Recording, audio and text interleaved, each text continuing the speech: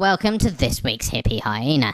So this week, I wanted to talk about medical misinformation on YouTube. Now, many of you may know that a little while ago, YouTube clamped down on channels promoting medical misinformation, specifically around COVID and the COVID vaccines. Now, amongst the right-wing maniac sphere, there has been a lot of medical misinformation. All sorts of wild claims about the vaccines have been promoted, but now it seems if they want to promote that sort of thing, they're going to have difficulty on YouTube. However, many of them have developed some sneaky ways to get around the TOS and present medical misinformation in a special way without presenting it. So what I hope to do in this video is in a kind of poetic way, give you a vaccination for COVID misinformation, for vaccine misinformation, so that when you come across it in the wild, you'll be immune. And for that purpose, I've picked an example, which is Steven Crowder, a constant promoter of medical misinformation here on YouTube itself, and able to do so apparently without consequence. So let's jump in and see what he's got to say for himself, shall we? Of course, conspiracy theorists have been heckled by the media quite a bit for suggesting that COVID vaccines, and this was, I don't know if it was last week, it wasn't too long ago, but it's been going on for a while, for suggesting that the COVID vaccines could shed to unvaxxed people potentially. It's even been fact-checked. One influencer claiming that just being around someone who's been vaccinated causes those side effects. That not only can the COVID-19 vaccines hurt women's fertility by attacking the placenta, they cause a vaccinated person to shed the virus onto women and affect their periods or pregnancies. So the first part, as I reported here on Fact Check Friday before, the WHO says it's not true. The vaccines we give cannot cause infertility. About those who've been vaccinated shedding virus particles and causing harm to others, I have found no scientific document or source that says it's even possible with the mRNA vaccines or the J&J vaccine. So there were two claims put forward by the conspiracy theorists. The first is that the vaccines as we have them can cause infertility in women. And to which Steven Crowder said yet, meaning implying that they will go on to do that. And we'll go into how when he does. We'll have a look at what that claim is as he makes it. But the second claim is that the vaccines can shed, and it said this is conspiracy theory, that somehow magically the vaccines can spread out of vaccinated people into other people and share the invented negative side effects of the vaccines. To which Steven Crowder said, yet, they can't do this yet. So let's have a look at how he tries to justify these two things. Essentially, him saying yet is a kind of claim. It implies that he thinks that it's possible that they will go on to do these two things, both cause infertility in women, despite there being so far no evidence for it, and spread from a vaccinated person to a non-vaccinated person. So let's see how he justifies these claims. Okay, now, it's not true yet. And what they just said is accurate. There is no scientific document available with the, did he say Pfizer and J&J vaccine? Well, MNRA. Right. Something RNA. about a heart Sorry, attack. I'm throwing the ends in the wrong place again. The point is that is not inaccurate. But what they're trying to do is act like it's one person said, oh, hold on a second. No, this isn't just one person who believed that there's a potential for shedding. Or one person said this, and we haven't found any scientific literature on these specific vaccines. Understood. I'm not fact-checking that. This here is his attempt to create a get-out-of-jail-free card. So what he's doing is essentially putting in a disclaimer, but a kind of somewhat vague disclaimer that although he's technically saying that that news report was correct, he still, while it was going on, kind of implied that it wasn't by saying yet at any point.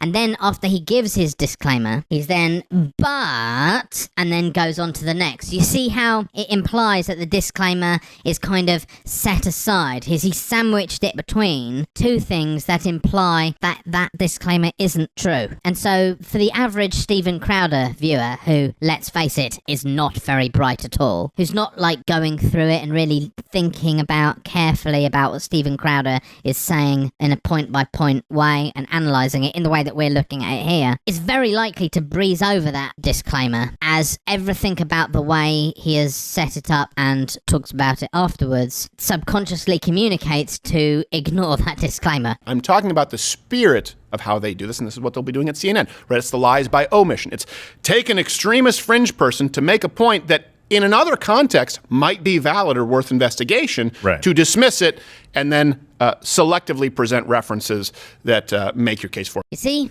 so he presents something that is true, but against his narrative. The narrative he wants to spread, obviously, as it's the one that he's kind of got in trouble for before, is that the vaccines are unsafe. He's trying to promote a anti-vax message in kind of any way he can. So he presents this footage that is true, but against his message.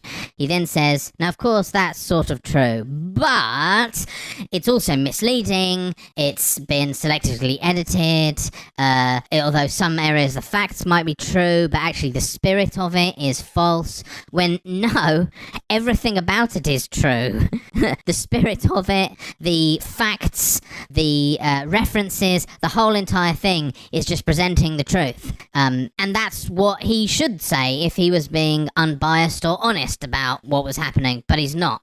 He's trying to present this in such a way that he can get around the YouTube's TOS whilst continuing to effectively break it. Here's the interesting part. Have you read about this? The researchers now in the US, the UK, and Australia are now researching the possibility of a, quote, self-spreading vaccine. I'm going to read this to you.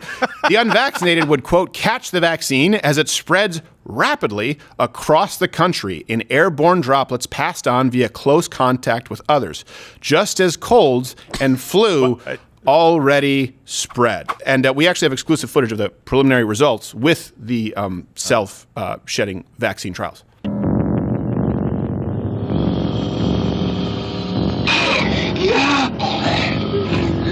You see what he did there?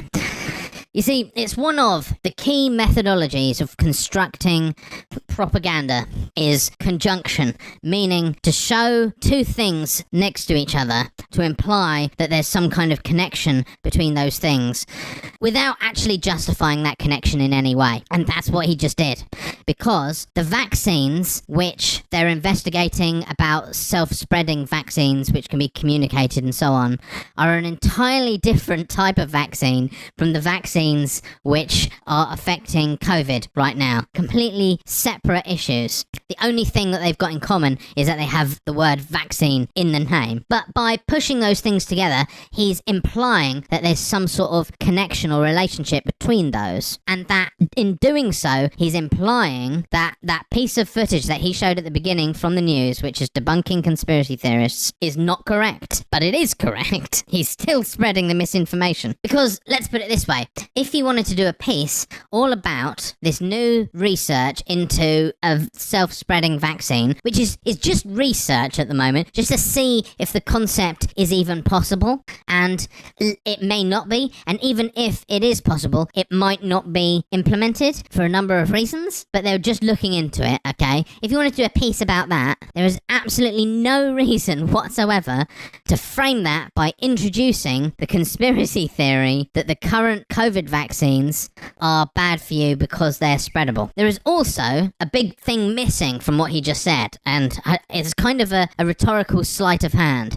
If you notice, there were two claims in the original footage that he said yet about implying that there was going to be some reason that those things, those features were going to become a danger in the future, and one of them was loss of fertility rates in women. And he hasn't talked about that at all. He hasn't addressed it, even by implication. He just let that disappear. And so, if you're not very bright, as, let's remember, the vast, in fact, I'm going to go out on a limb and say 100% of Stephen Crowder's audience are very stupid. I feel confident in that assessment. If you're not very bright and you're watching this, you won't even notice that little piece of information has just disappeared. The generalized impression that you'll be left with is that the conspiracy theorists were right. And despite the disclaimer that Stephen Crowder did make to get around the TOS, it's clear what he really thinks and what he's really spreading. And it's not just COVID, it's COVID misinformation, medical misinformation, which does violate TOS. In a weird way, he even kind of made a sideways confession as to what he was going to do in this video. I'm talking about the spirit of how they do this, and this is what they'll be doing at CNN. Right? It's the lies by omission. And then selectively present references that make your case for you. I mean, it's hard to imagine that's an accident, right? It's hard to imagine that he accuses CNN or the media in general or whatever, the mainstream media as they like to say, of doing certain propaganda techniques, which he then goes on to specifically do. And I wonder if it's because he was sort of trying to get out in front of them, like by projecting, by accusing the other people of doing what you yourself intend to do, you can sort of deflect suspicion. This is a scary thought. Well, it's funny, the yet that we threw on there was kind of a joke, but it's not a joke, because every single time some claim like this gets made, and they're like, it's absolutely not possible for this to happen. And then we're like, that was only like 6 months ago. Right. You see, they started off describing these as two different vaccines, and now they've just slipped straight into talking with the framing of them just being the same thing. He showed the conspiracy theorists, said, yes, that isn't true, and then subsequently, everything about the way he's communicating and the way the people in his orbit are communicating suggests that they think it definitely is true, that conspiracy theory definitely is true. So this is how Stephen Crowder and his ilk continue to promote medical misinformation while skirting the TOS of the platforms that they want to have access to. They do this through a number of methods. A big one is presenting the evidence against them, but sort of treating it with disdain, a sort of generalized atmosphere of disdain without making any specific, real, solid claims against it. Then they give a disclaimer saying, yeah, that is true, but... and then go on to give their own spurious evidence for why it isn't true. So they've paid lip service to the truth, but everything about it implies that they think it's wrong, and the message that comes from this video to the viewers is one of misinformation, of medical misinformation. Another method they use is that of disappearing evidence. They start off making a claim near the front of the video, like in this case, that the vaccine may go on to cause infertility in females, and then imply that evidence is coming up, and then it just never does. And to very stupid people, that can be quite convincing, because they feel like they've had the evidence for it, and that there is some sort of reason why they should believe it, but there isn't. It's baseless. The other method that they use is implication of their perspective through conjunction. So they put together two things which both happened, that they can both report on, but in putting them next to each other, they're implying that there's some kind of link or connection between them when there isn't. And it's especially misleading if the language is a bit fuzzy, in the sense of they're talking about two separate vaccines, but because they're both called a vaccine, they can sort of blur the difference and sort of pretend like they're the same thing. And then as it goes on, you can see they are talking specifically as if it's not just related, but they are the same thing. When they're not, they're unrelated. So look out for those things, look out for those things in the media that you consume. And so hopefully you'll be immune to that propaganda, And I hope you got something out of this video. Look after yourselves and each other. Hippie hyena out. Goodbye.